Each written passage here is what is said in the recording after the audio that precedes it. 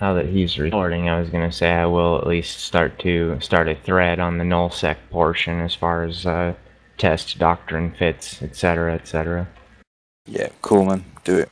Yeah, I think that's something we should maybe incorporate, is running our own fleets using test doctrine ships, and that way we kind of get used to it from both sides. That's more so for the low-sec guys, but if the low-sec guys want to try these doctrine fits out for their own uses, then obviously they'd be more than welcome to. Obviously, it'll work out well. Standard. Yep, just for anyone who hasn't seen it, the Drake Doctrine fit is a perma micro warp drive fit.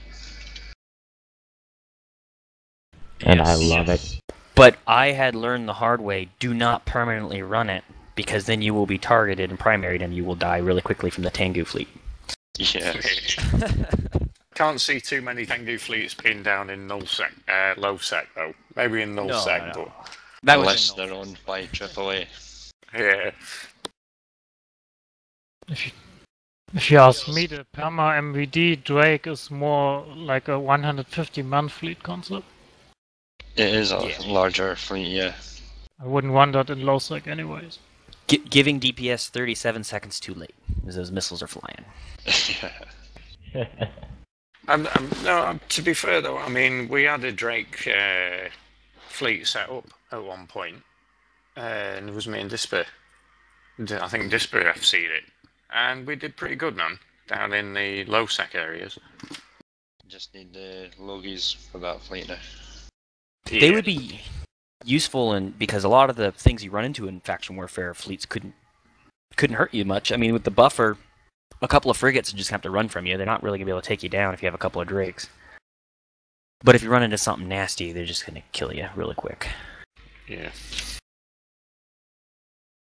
Another thing I would like to bring up before the meeting ends is the fact that there is a small war target POS, and I think it's ZNSB that Kill it. that war targets have been running to and reshipping and repairing.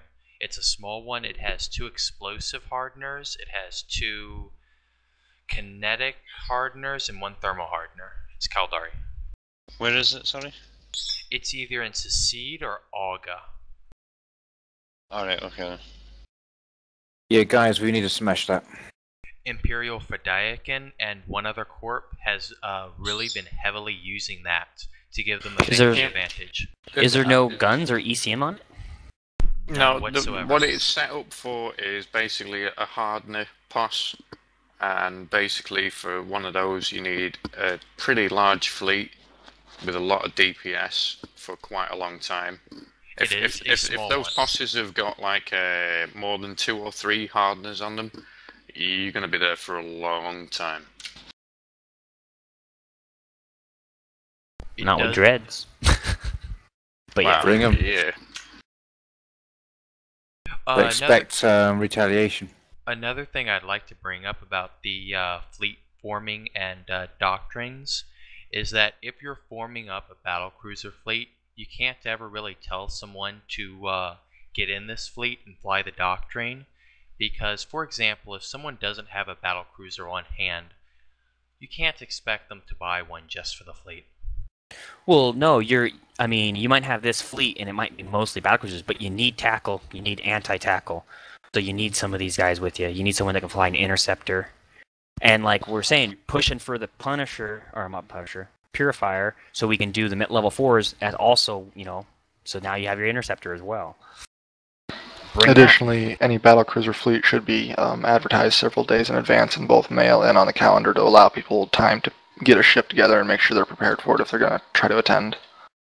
Yeah, I think one ship that people usually put to one side is logistics. I think logistics is really important. This is very important. But I mean, well, when we come up with these fleet concepts and whatnot, it will obviously be mailed out in advance before any of the actual fleets are set up, so people are going to know what kind of doctrine fleets the Alliance will be running, so they'll know what kind of ships they'll need if they're ever going to want to get involved in it. But like Sobai said, that even if it's a specific Drake fleet, you're still going to need the tackle and the anti-tackle and what have you as well. So if people don't particularly like drakes, then there are other options for them to still get into that fleet, you know.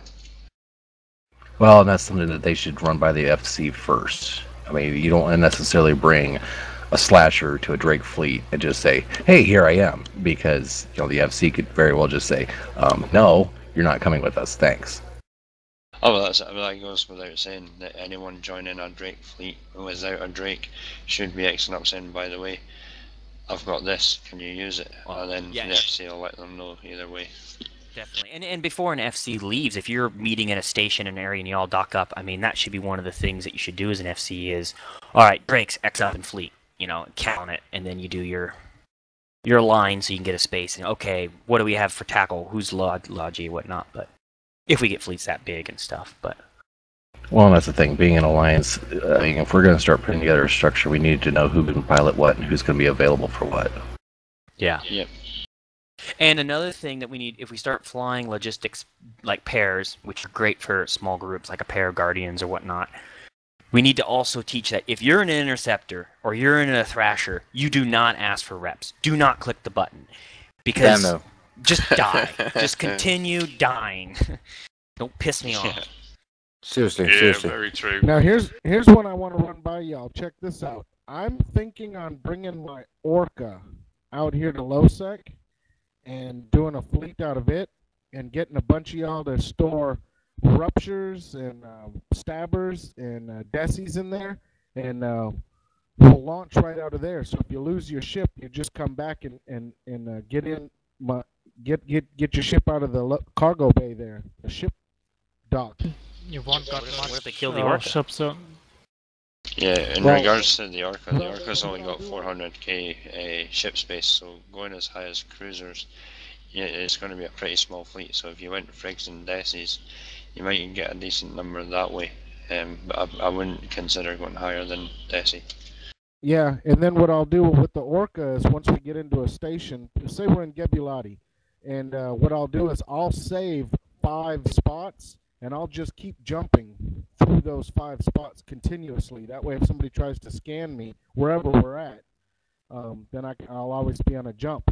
So if somebody needs to reship and you miss me by 1, every time I jump, I'll tell you if I'm at 1, 2, 3, 4, or 5, and then you can just come to me and get your new ship. That's true. That's a good idea. That's when the enemy misses not being able to use bubbles in low sec. Oh, here's my drag bubble. Nope, free Orca. Yeah, I've never did it. I've never done it, and I'm putting aside 2 billion ISK to make it happen. I'm sure I'm going to fail the first time, but I'm willing to try it. Well, something else you might want to keep in mind if you want to do something like that is that the fact that you can throw up a pause like 5 minutes now. Pocket pos, isn't that right, Disper? Exactly. Always have an Orca, always run a pocket pos. The other thing about using the Orca is you can put gang links in the high slots. Yep, and boost them from the pos. Yep, so I mean what you'd be looking at doing there is having a small tower. You don't need any mods, you don't need hardeners, guns, ship hangers, anything like that. You need a small tower and enough fuel for, say, 4 or 5 hours maximum. And that way you can just sit in the pos, and the Alliance members, instead of jumping backwards and forwards because the Orca's got a hell of a line time, I can guarantee you that I can scan it down and catch it before it warps off again. If you can just sit in the pos, you're safe. And the guys can just... Sorry. I was just going to say, you can sit in the pos, not have to worry about constantly warping about. And then, people don't have to worry about getting caught on stations or whatever. You can warp to that one specific point where they know the Orca's going to be and isn't going to be getting raped or anything like that, All right. Yeah. I'll maybe explore that option then. Especially if they figured out if you had only 4 or 5 points and they probe you down, then they'll just sit at the 1 point. And then once you come in, then you're done. Yeah. Well, I mean... One thing I've noticed with some of the newer guys, that maybe we want to get into them, is sometimes when you're trying to sack a fleet, of say assault frigates or just T1 frigates and whatnot, and then you've got all the guys like, oh, how should I fit this and what should I put on that, and has anyone got a good fit for this and what's a good fit for that? It's like, dude, you should already have the ships like pre-made, ready to go. Well, that's where having forums or wiki or whatever is going to come in handy, is that we have fits up there for people to use, so they don't have to think. They can just go get the skills, fit it, be done. Yeah. Yeah, well, I mean, that goes back to the whole, once we do come up with the fleet types, it'll be mailed out and everybody will have access to that, and they'll know what ships are going to be called for on fleets and things.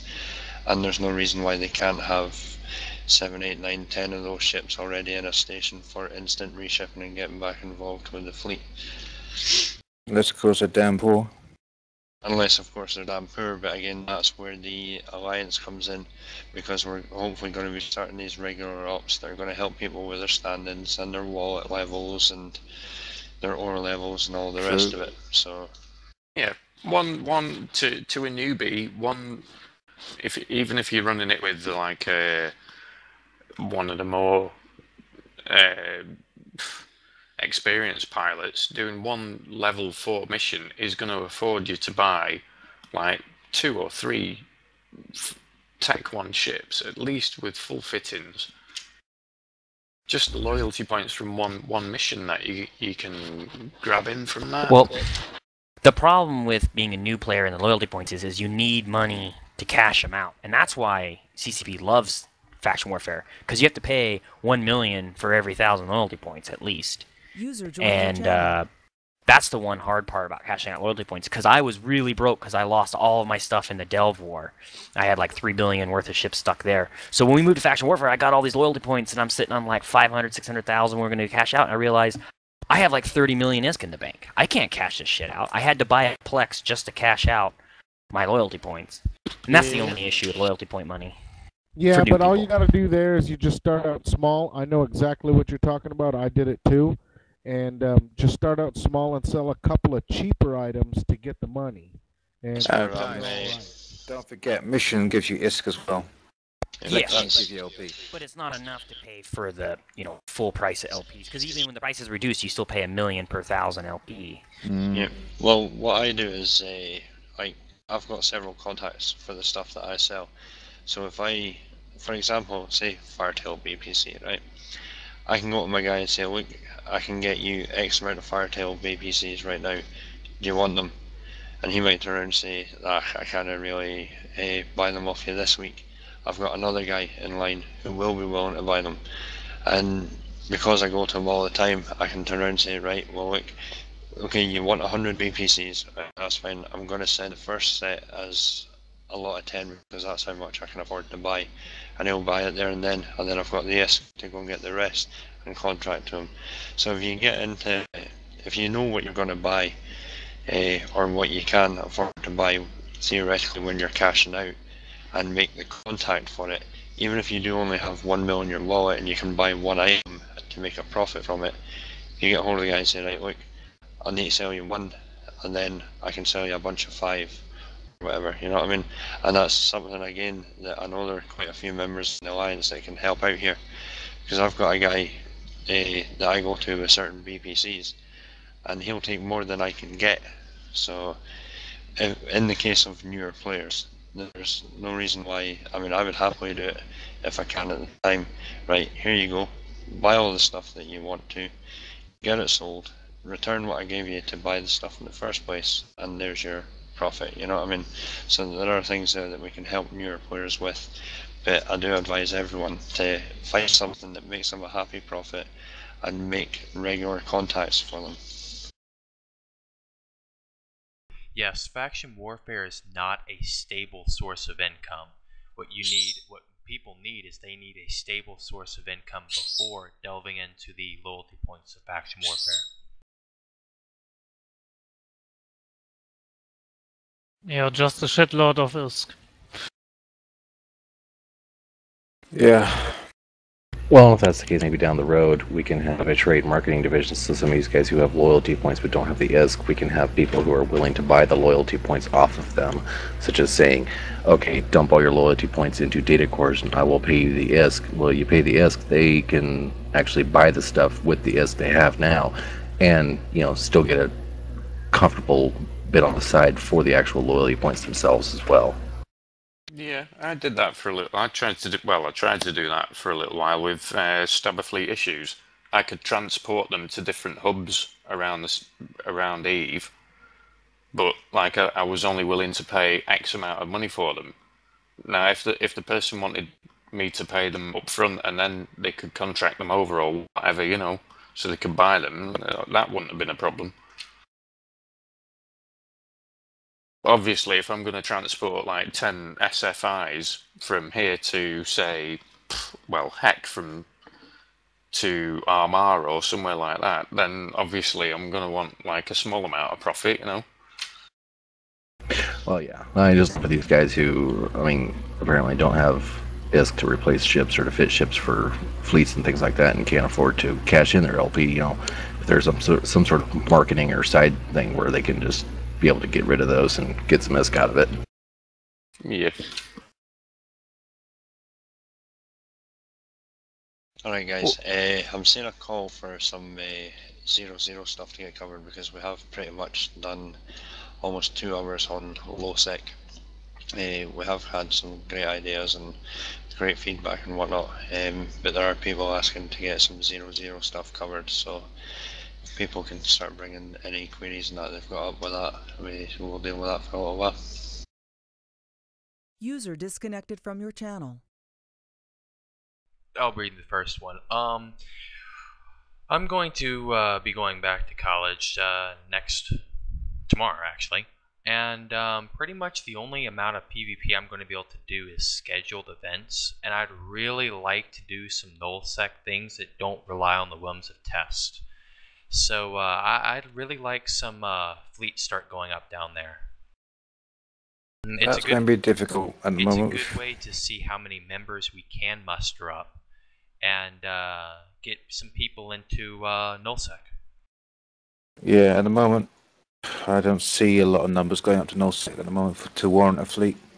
True, but you don't need a lot of members to do a hit and run fleet and such like that. Well, I'm sure most of you have been aware that in 1DH, the 1DH gate in PR tag is usually camped by what, 5 or 6 ships, which are usually just like a couple of sabers, maybe a Cinnabal, and you know what I mean. So even with 4 or 5 guys, if we have the right ships out there, we can still go breaking up that little camp. And I know that there are quite a few pockets around that area where you'll get groups of 3 or 4 people in a bubble trying to catch the odd straggler, you know. Yeah. How much are we currently advertising outside of the alliance that we have null space access? On a normal day, I will spend a bit of time in recruitment, the in-game recruitment channel, and that advertises that we have nullsec access. The forum thread, I regularly bump daily, but sometimes it will go 2 or 3 days without getting a bump. Well, that's what I'm saying. Some of these guys who want more people out in nullsec, maybe their individual corporations should start saying that as well, that, you know, we are first and foremost, I think, as far as I can tell, we're faction warfare. However, we do have delve access for null space inclined pilots. Yep. I mean, it shouldn't have to all you just advertising the alliance, but these individual corps who are looking to buff their membership should also say, you know, hey, we do have null space access. If you don't want to hang around low sec doing faction warfare, you can go down and hang with Test and, you know, run down there as well. And we need to get. If I may, I've been down here pretty much as long as any other zombie has in Delve, and I haven't left since, other than to jump clone back for the occasional level 4 mission. And my experience has been that there are plenty of gaps in between test fleets, which is about all I've been able to participate on, because otherwise it's just me and my stealth bomber waiting for something to blap. So Plenty of time for people to rat, plenty of time for zombies to throw together their own pickup delve police fleets, but we have to have zombies down here in the first place, so no zombies, no fleet. Yeah, I've generally, like the last few days I've been in low sec, and that was to come back and do the system flipping. After the next, like, probably Tuesday, User maybe Wednesday at the disconnected from your latest, I'll be back in nullsec. I've now got my 2 Sino alts training a Sino 4 at the moment. I'll be putting them into place over the next day or two for carrier and logistics, and that way it'll leave hopefully all 4 of my main characters to be in nullsec. So.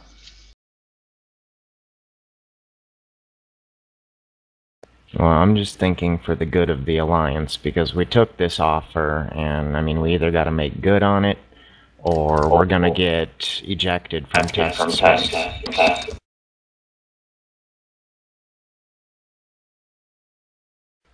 And we have to be able to muster the numbers to support that, let alone to start thinking about anything like sovereignty, which, you know, having our own sovereignty and having the forces to keep it, defend it, and farm it is the only way that we're actually feasibly going to have a 0-0 ship replacement program that pays for itself, sovereignty that pays for itself, and not everybody just having to turn out their pockets to cover one thing or another.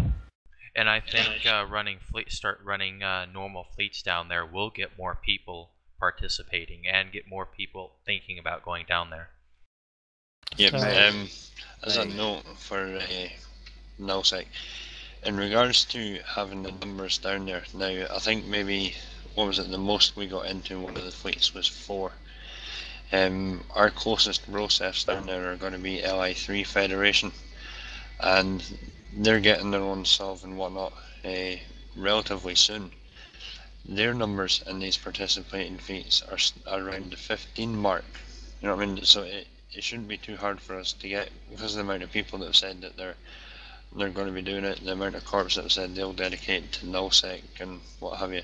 Getting 15 people out there shouldn't be too hard for us. And I mean, LI3 are securing their space on 15 people. There's no reason why we can't be doing that too. And up until 2 days ago, our numbers matched roughly LI3's. Like at one point we were sitting on the exact same number of members, and they were in the same boat where they still had a lot of guys in low sec and high sec. So I don't think it's too difficult a target for us to achieve out there. What do you think, especially for new members, about people donating some of their loyalty points for something like a ship replacement program? Or anything close to that? Well, I mean, one of the mails that went out recently, a member suggested, was that with regards to Alliance Ops for getting the income for these, one of the things that we would do would be faction warfare mission runs in squads of 5, maybe 10. One of the members in the squad would be an Alliance taxation alt, and whatever ISK and LP that alt got would be transferred, would be sold in the market, and the income gained from that would go into the ship replacement fund and the ore buyback fund. So there is going to be a way there that, I mean, that's like, as a member stated, that it's going to be an unsteady income, because that's relying on numbers, that's relying on people getting involved in these ops. One op we might have 10 people, next op we've only got 2 people, the op after that we've got 30. So it's really going to, the Alliance income at the moment is going to depend on membership involvement, and we're only going to get membership involvement in these fleets when the other fleets are constantly happening. So if we're constantly throwing up PvP fleets for guys, then when we turn around and say, look guys, there's a Alliance op for getting funds in, people are going to be more inclined to join then, as opposed to just running off and doing their own thing. I have a suggestion for how the Alliance can make money. And the last Alliance I was in, each member of our corp had to pay a 30 mil due. That money went to the corp. Part of that money went from the corp to pay the alliance dues. The rest of it went to go back into the corp, pay directors, go towards a ship replacement program, to basically reinvest into the corp. And I know I personally wouldn't mind paying 5 mil per character I have in the alliance to go to whatever corp I'm in to pay for that corp to pay its dues. Say corp pays 25 million due to the alliance. All that extra money can go to paying the directors, ship replacement, reinvesting back into the alliance essentially. Like if But I have a problem people leaving Alliance because of too high character taxation. Let's not get back on this subject again. But that is a legitimate concern. Well, we did touch on it earlier. We just didn't come to a final agreement on what an acceptable charge would be. So. Okay, I was just throwing out 5 mil because 5 mil is pretty easy to come up with, even for a new character. Well, if you've got a new character who doesn't have 5 mil, who you recruited the week that our taxes due or whatever, if the CEO has a pretty good feeling about that new recruit, they shouldn't have too much problem with just paying the 5 million for him for that month.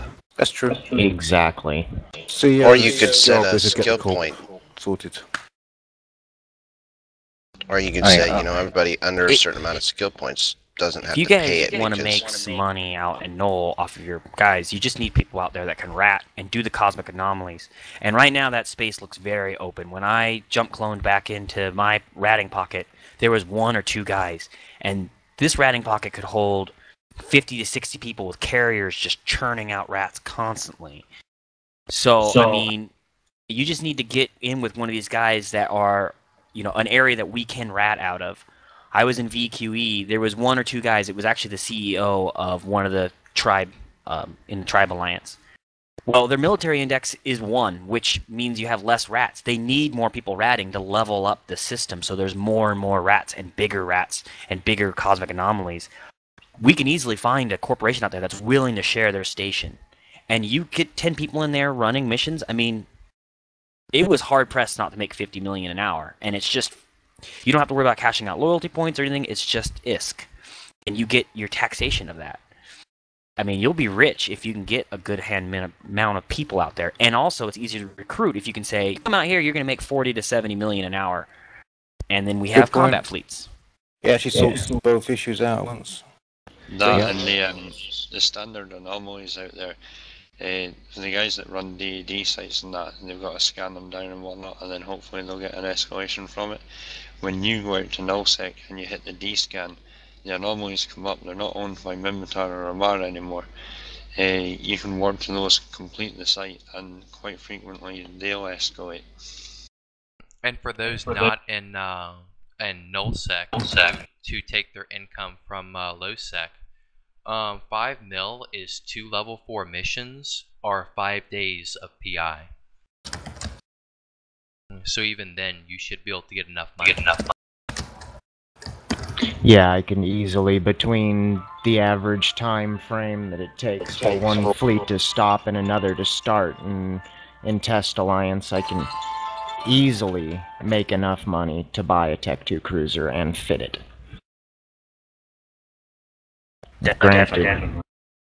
Granted, I have a carrier and most people don't, but in order to run a Haven, you don't need much more than a battle cruiser. Yep. On that note, guys, I've still got a number of drakes and whatnot in nullsec that people can use, Not everyone can fly a Drake. And then for the escalations, you just need to be able to. We can also put that in the fleet concepts. This would be the people that run the plexes, because really, you need a specific ship that can tank the the 9-10 final room or the 10-10 final room. You can't just bring a Drake in there; it's going to instant pop. I mean, even battleships and stuff, because they just do so much damage. But we can teach people how to do that, and if you're making, you can make great money off of those. You can hit 500 million just by finishing it. If you get the Balgorn drop out in Delve. Oh, yeah.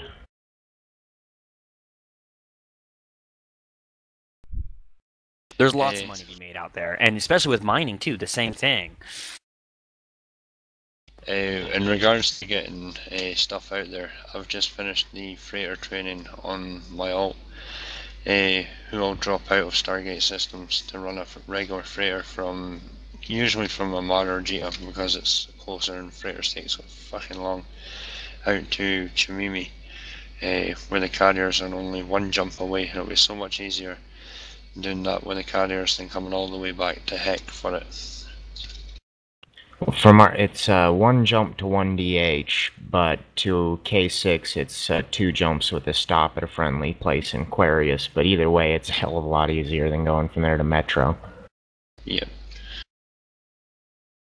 And you guys can just Red Frog freight, or if single people want to move ships, because it's so cheap. You can get stuff from Jita to Shimimi for somewhere around like 10 million, or I think it's like 9.5 million, and they'll move up to, a crap like 800,000 space of stuff. Yeah, I got one from Amar to the HiSec system beside Chimimi, and it only cost 8.5 mil. Yeah, I love Red Frog freight. That's how I move everything now. And it's so easy. If you've got the ISK, they've got Black Frog freight as well. That'll go from anywhere into NPC nullsec. So. And it's quite quick too. Yes, they are quick. Yep. Yeah, so you can probably get things dropped right into the 319 or 1DH as well, but that's really expensive. Isn't that like 85 million or something? Last time I did it using Black Frog, I used to go from 319 to Zincon, or Vihan is the low sec. Again, it was just one jump for them, but that was 45 mil.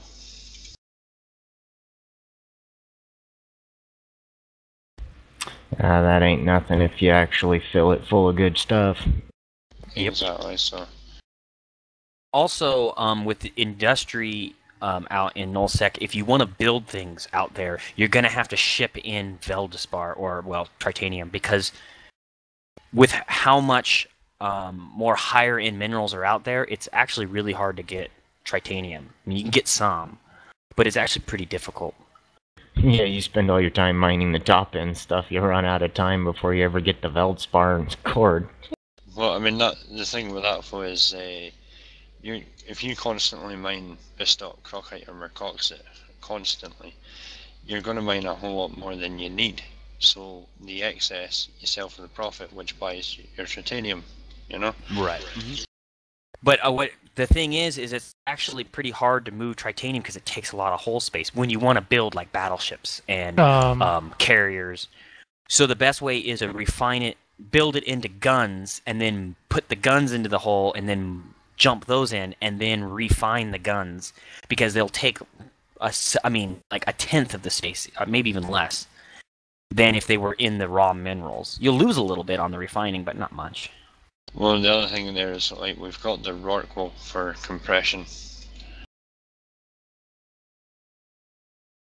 Yeah, that could be useful too. Cool. Alright guys, is that everything discussed, or we got more to talk about? As an end note for nullsec, because I don't think anyone's got anything else. The guys that are going to nullsec and are going to dedicate their time there, we need to get X'd up and we need to get moved out there as soon as possible. That's the last I'm going to say on that. So I agree. I support that. We need more guys up there. It's not so much just nullsec, but the guys, everyone knows what they're going to do. If they're not in position for it, then we need to start getting into the position that we want to do. So. Yep.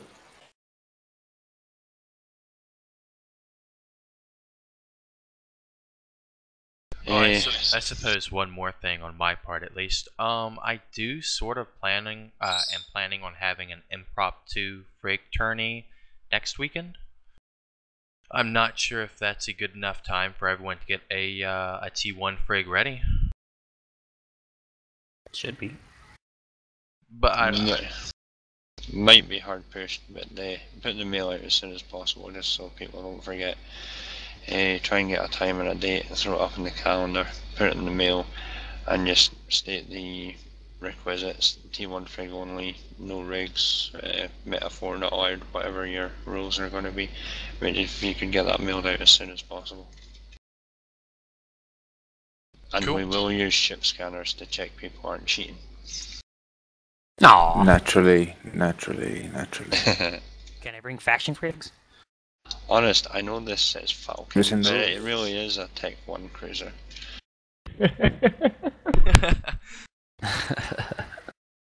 Your overview's bugged. It's a Punisher, not a Revelation.